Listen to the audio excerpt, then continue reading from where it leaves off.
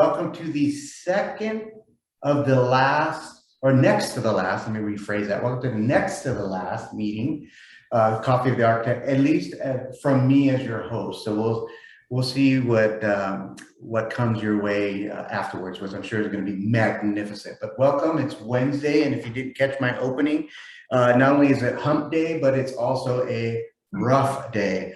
So I hope everybody has a better day. Please help me welcome to this particular session, a very dear person to our design community, a friend to all, and somebody who I've gotten the privilege of getting to know a little bit better over time. Please, Joyce, thank you for being our Coffee with an Architect this Wednesday. Welcome. Thank you, thank you. Welcome to all of you, new friends and longtime friends. I'm not going to say the word old.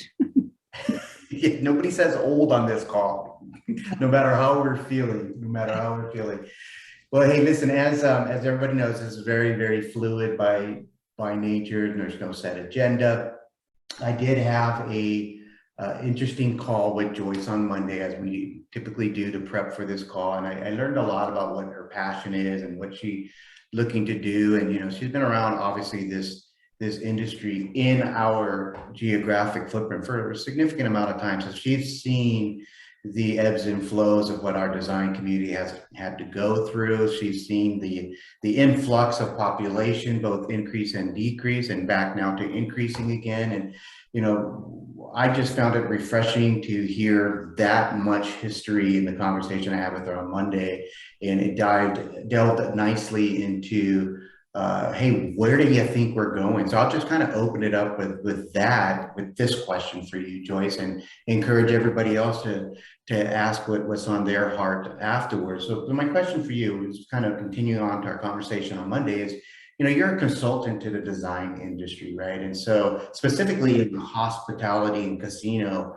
world, and that's our bread and butter for Las Vegas, as everybody's well aware of. So where do you see us now as we coming out of what some people can consider a post-COVID environment, from a consulting to the design, to the owners, to coming back into maybe a second or third wave of a variant of how our casinos and designers interact in regards to, hey, that worked, that didn't work, what's on the forefront? Well, I'll tell you what my forte is custom design, product design, and obviously for the commercial and casino and entertainment environment. I used to work for Disney. So I bring a lot of unique topics to the table, basically, and the clients know that, so they take advantage of it and kind of throw all kinds of things at me. One of the things that was prominent this last year was to design and build the sanitation stations that have gloves and masks and make it look good. So a couple of the larger casinos did buy it. It's quite, in my opinion, quite lovely. I'm bragging a little bit myself, but it's your half hour, brag away. Well, anybody can ask me more questions about it, but obviously, I think that it was very successful because the draw is, in any kind of entertainment design, is to get the public to engage. And if the public doesn't want to wear masks, obviously doesn't want to wear gloves, doesn't want wipes or the liquid that they put on their hands, if the display is lovely, they're going to want to be a part of that. So we did some beautiful ones in brass and stainless steel. Some of the casinos did buy them. Ironically, a lot of the casinos that did buy them were not on the Strip. They were the Indian casinos and the ones that are in a little bit further out areas.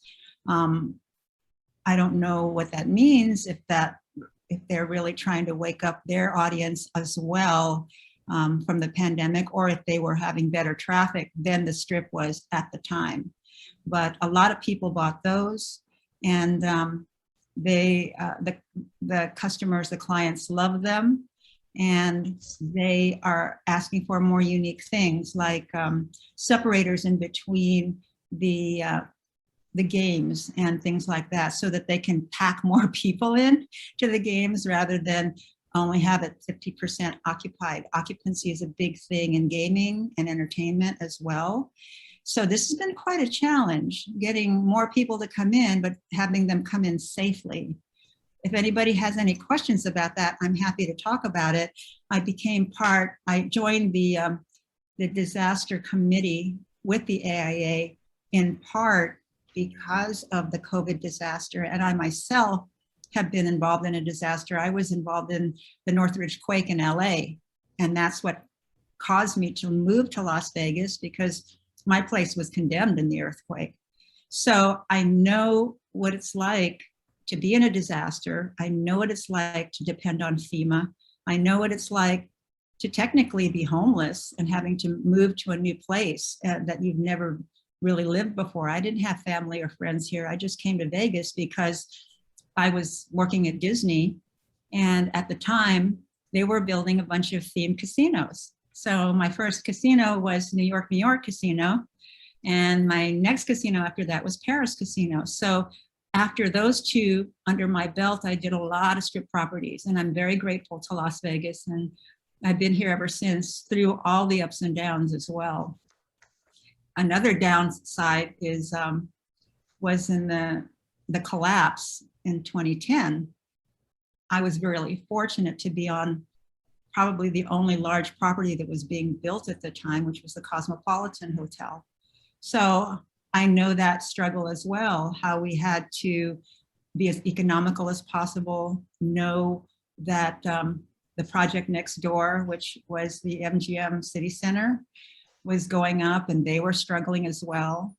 I also have a lot of background in feng shui, and I actually helped the developers with feng shui of the Cosmopolitan, and I'm actually helping another casino with feng shui on their property as well. So I have a lot of diverse things under my belt, so to speak. So I'm happy to talk about all of that if you want to, or I can do the straight and narrow and talk about straight architecture as well. It's your session too. What an amazing opening. That's a great, that was the best bio I think I've had in my entire series. You're so sweet. Thank you, thank you.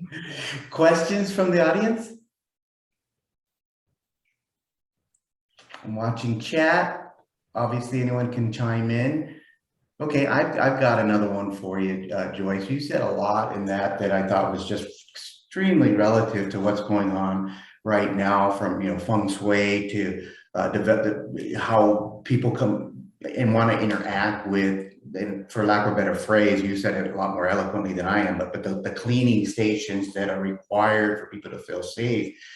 And I'm going to kind of take that a little bit backwards into your past, because everybody I'm assuming on this call is a Disney fan. And so, certainly Disney has had to reinvent itself as well in regards to what they've done. I'm assuming when you went through the quake and depended on FEMA, you were at Disney at the time. And so, were you able to extract some of the great stuff that Disney did? Because they're known for doing some good stuff, and bring that into the mindset and thought forwardship of how you design and what you've done in the past and what you continue to do today? Sure. I'm happy to talk about what I can. As you probably know, Disney is very strict about non-disclosure. You have to sign all these insane waivers of this and that, but I'll say things that are pretty general and that were particular to me. I worked on the Disneyland in Euro Disneyland in Paris. I was there before they built the train to Disneyland, so they gave me a little Renault the size of a television, and I commuted from Paris to Marne-la-Vallée, which is a valley. Oh gosh, I guess at that time it was about an hour outside of Paris towards the east, and it was pretty much dirt, mud, and hard hat. It was what my huge takeaway was. It was very international, and each nationality had their own specialty, and they were extremely proud of that. The Italians were incredible with plaster work. The Brits were incredible with carpentry and woodwork. the Germans were incredible with engineering. Now, I'm generalizing, and I don't mean to generalize or anything like that, but I do want to state the sense of pride that each country had in their specialty. And they do other things as well, but those were the ones that struck out to me. And when you work with them, I only knew English and a bit of French and Spanish at the time. But if you try to learn another person's language, they will bend over backwards for you. So I did the best I could at the time to learn their language in a broken way, and they laughed about it, and we all had fun with it, and we got through the job. It was a tough job, though, I will admit, but it was a super fun job because let's face it, being in Paris on an expense report, that you can't do better than that when you so I ate pretty well, I'll tell you that. Interesting, your comment about when you learn another person's language, they bend over backwards is so timely for our industry, right? Because you talk about what the people on this call go through, and on the spectrum of design all the way through owners, right? It's different languages, different communication styles, whether you're a designer or a contractor or an owner, but there still needs to be this ability to connect and to understand the other person's language. And so to your comment, if we just took a little bit more time to understand what the other person is saying, maybe they take a little bit more time to understand what they're trying to give and get from you. So I just thought that was a very timely conversation. Any questions, comments from the audience? Kenny, I see you over there. Hi, I haven't talked to you in years. Welcome. Hello, I had to join this because I saw this is Joyce's day, so I had to come in. So it's great to see you, Joyce. Oh, it's great to see you, although you're frozen. Yeah, you're not. I'm frozen. All right, I'll come on live. But well, it's good to see anyways, you. here I am. I am still working from home. I like your hat. I'm working from home too. It's better. I actually have a clause in my contracts, no travel, because I just. Oh, yeah, good for you. Travel. Yeah. Good for you. Yeah. That so I see you're working with James on the AIE board. That's wonderful. Yeah. So just so everybody knows, I worked with Joyce on a couple of occasions, and it was such a pleasure to work with her. Cosmopolitan was probably our biggest project together, so it was kind of interesting. We did a lot of travel to those Indian casinos as well in the South. Yeah. Ken, you talk about speaking another language. Ken knows how to talk to anybody about anything in architecture, whether it be a small property or a big one. He's very experienced, so it's good to see you. Oh, you're giving me too much credit there. But it's been fun. It's been fun. I'm in my waning years now. I'm a couple more years. I think I might be hanging up this hat. So. Oh, good for you. It's been good. So. But it's just a great looking hat. Yeah. Well, I got a condition going on. My hair is I had to cut my hair short, so the hat is the alternative at the moment. I can understand a hair problem. But looking at you, though, yeah, exactly. I don't have as much confidence as you. Hey, what's cool about the interaction between the both of you right now, and kind of bringing it full circle back to one of the benefits that I was hoping to get out of this forum is, how do we build stronger, better relationships with the designers? Clearly, the two of you guys have that. What was the secret to your success? What made this relationship where both of you can talk about past projects with such great excitement? So if we're looking at Joyce, how do we work with you better? What did you see in Kenneth that years later you were able to connect the dots and say, wow, I've seen you for so long, and we blah, blah, blah, blah, blah, fill in the blank with that? Well, what's not to love with Ken? He's great. He's handsome. He's charming. He knows how to talk to clients. So is it Ken you're talking about, or me? I'm just a little. Oh, I'm talking to both of you. Oh, I'm okay. Just a second. Yeah. And I want to embarrass both of you too. So I hope I'm being successful. You're doing a good job. But to be frank, I haven't talked to Ken for years. But this is the thing: when you've been through war, basically, and I'm not belittling soldiers, but going through a job site and going through what we went through, it's kind of like what we have war stories.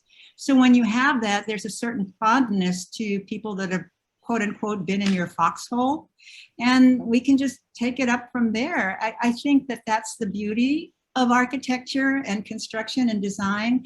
We've all been through so much. I keep seeing Sophie's name. I wish I could see her face. Yeah. Keith too.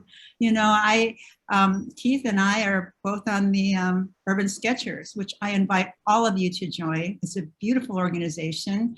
I actually was bold enough to submit a painting for a gallery showing at the West Charleston Library. So if you want to see it, come over.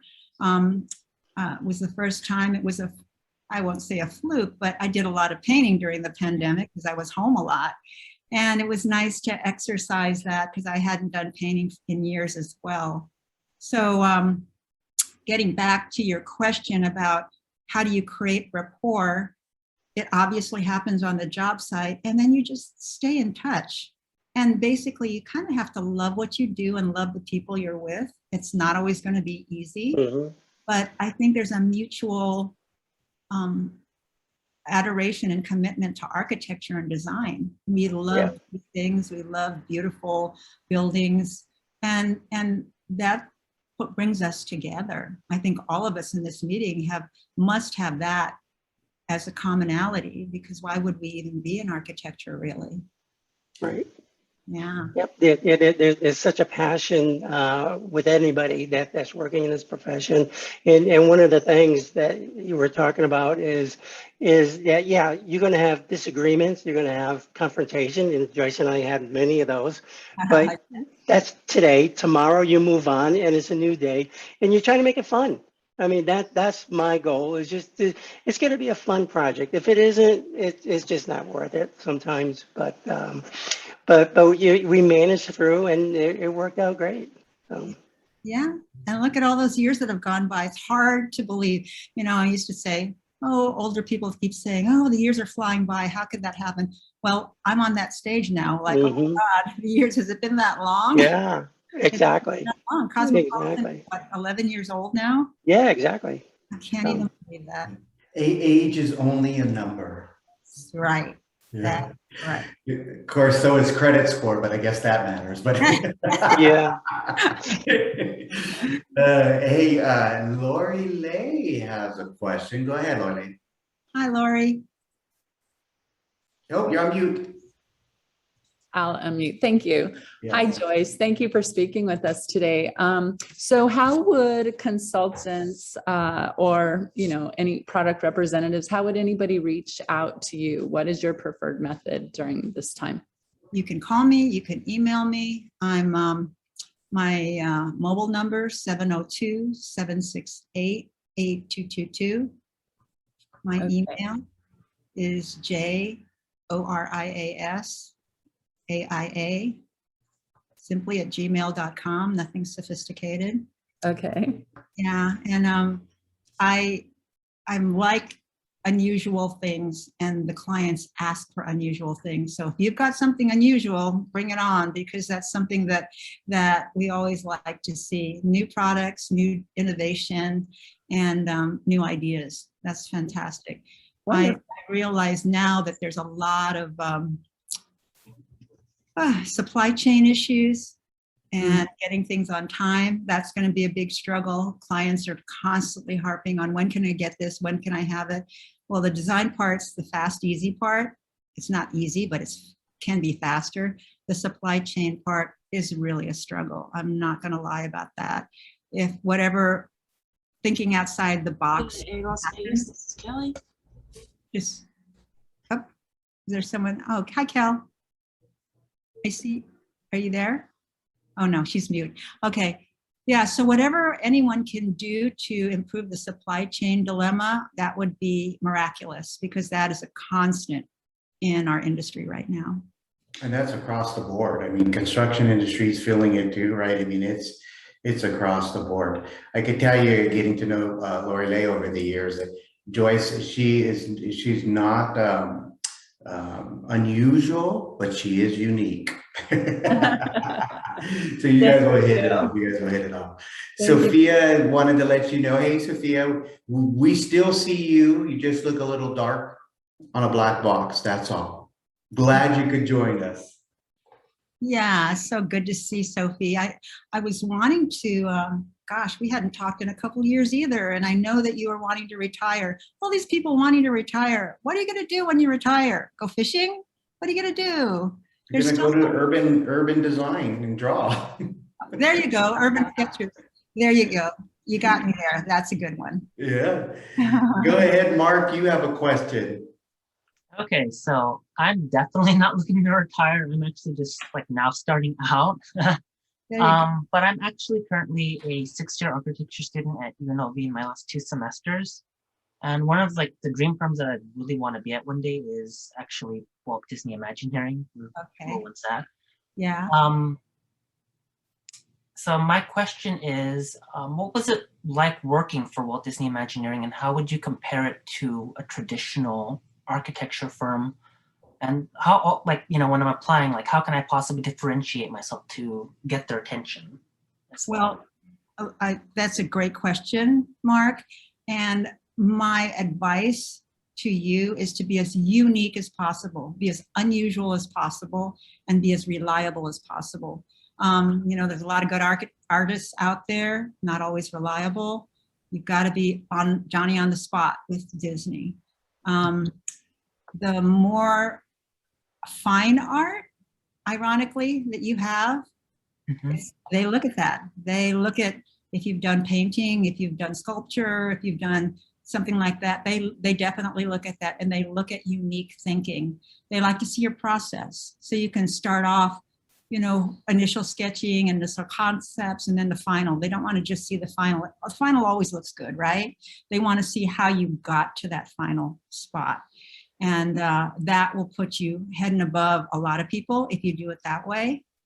And I know it's hard, but keep it brief.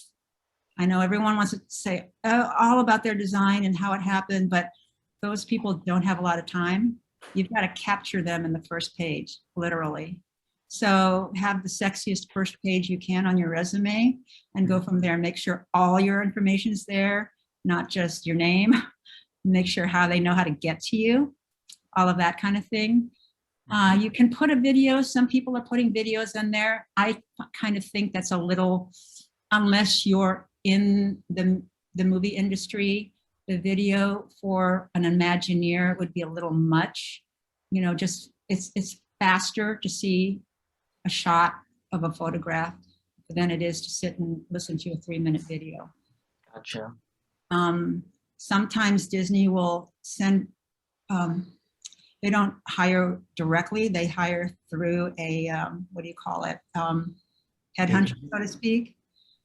So if you've got a connection to a good headhunter in the entertainment industry, that's a start. I thankfully had worked with Disney when I was at the Journey Partnership. So I knew people at Disney already at the time. And that's how I was able to get into Disney. You know, just like anything else, you've got to be engaging and know people and talk to them. And don't be afraid to talk to them either. And if they brush you off, brush your shoulders off and just keep going again. Because yeah, you don't give up. And do everything you can to be as attractive as possible. I like the background that you have with the Bellagio fountains. Thank you. Super dynamic, lots of color, lots of angles. That helps a lot. If you know how to talk the jargon, talk the jargon.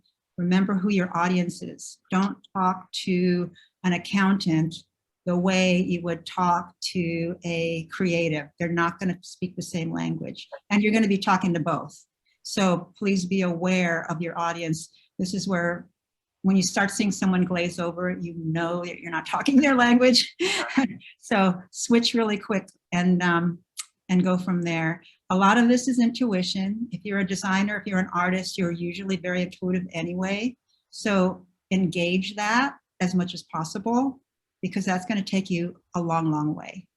Gotcha. Thank you. Mark, what a really, really great question. And not only was it a great question because I know there was a personal aspect to it, but the way that you presented it and the way Joyce responded, I think certainly resonated with me, but could resonate with all of us. There's 4 key words that she used: unique, unusual, reliable, and brief. That could be used with all of our industries, right? When we're talking to prospective clients. So great question. And Joyce, what an amazing answer. I actually wrote those with 4 words down, and I'm going to be unusual, unique, reliable, and brief. So thank you for that. Thank you so much, Joyce.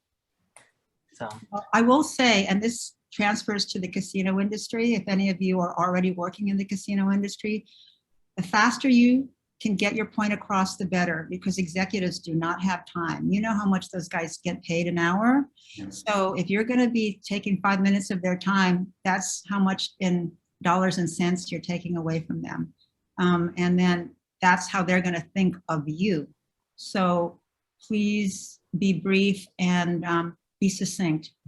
Yeah. Communicate what you want to communicate in the first sentence. Otherwise, they'll have moved on, and then you'll not have won your argument or whatever it is that you want to get across. Yeah. Very good point. I've learned that sometimes we get into the niceties of, oh, how's your weekend and all that. They don't have time for that, right? To get to your point, you could have used that time to craft maybe a better value proposition so that they do stay engaged with you. Yeah, and there's a balance. I can be a little brisk, and I think you do have to be a little bit like, how was your day, and that kind of thing, a little bit, but a little bit, I guess, is the word. Not take off the whole conversation, because they will resent. Basically, they'll resent you for it. I've seen that happen in meetings. It's not pretty. So being respectful of everybody's time, we have 2 minutes left. Is there any final questions or comments for Joyce? If not, I'm gonna ask you one final question, Joyce, and then maybe if you could follow that up with any closing comments. I'll ask you to be as brief as possible, because we do have a couple minutes left. Is one of the things that I really wanted to bring up in this meeting was the diversity, right? And how important that is to our industry. And I know that's a passion for you. So any words of wisdom as we want to be more inclusive industry and more diverse? Well, thank you for bringing that up, because I am part of the Justice, Equality, Diversity, and Inclusion Committee with the AIA, and it is a passion project for me. I'm a woman, I'm a minority. I've been in the construction industry and, suffered those slings and arrows. I have had people, I've experienced discrimination. I'm not gonna make that stuff up, but you just kind of move on. There's some things that thankfully are being brought up nowadays that will not pass, that did pass, for being quote unquote okay years ago when I started. It's not okay now. And the important thing is to stay current with all of that. Don't sell yourself short, and don't excuse things that are really not right to you. Honor yourself about all of that. And then a part of that also is to bring up everyone else that's up and coming here. Make sure that everyone needs a mentor, no matter how young, how old. Everybody wants advice. Only if you can say it in a way that's not a lecture or something like that, if they want the advice. Again, that's where your intuition is going to have to come in. But what I'm finding is a lot of the younger designers that are coming on board have not been mentored very well.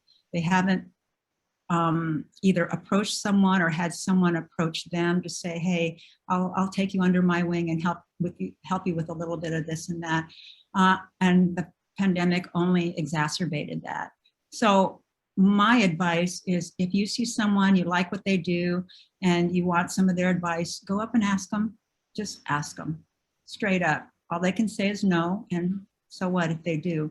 But what they could say is yes, and that would be like a golden nugget for you. So mentoring is a huge part of the inclusion and diversity program, especially a lot of us who didn't grow up in a silver spoon background. I'm an immigrant. My parents are immigrants. My father was in the military. He didn't make a lot of money. So we kind of bootstrapped. I put myself through college, all of that stuff. So I know what it's like to struggle. I also know what it's like to be on the upper echelon. I had clients in Beverly Hills. I worked for George Marciano and Guess Jeans back in the day. I worked with Phil Collins, the drummer, on his house. I've had some fun clients, and it's totally outside of my background. I'm not in the music industry, and I'm not that rich. So when you're doing houses where the closet is bigger than your little studio apartment, that's like, you know, a mind shift. And that's what was going on with me.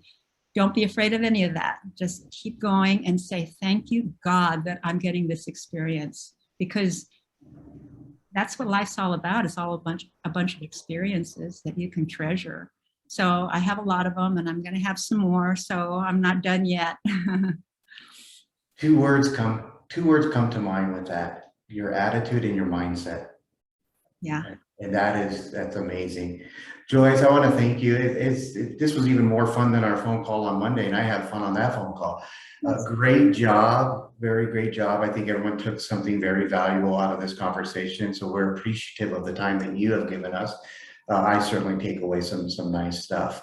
I want to wish everybody a great Wednesday and a great rest of the month. And please join us next month as we host the great one herself, Miss Randy Levine, as we close out this series with Coffee with You. Yay. Thank you. All right. Thanks, everyone. Great. Nice seeing you, Joyce. Take care, everyone. See you. Bye-bye. Good job, Joyce.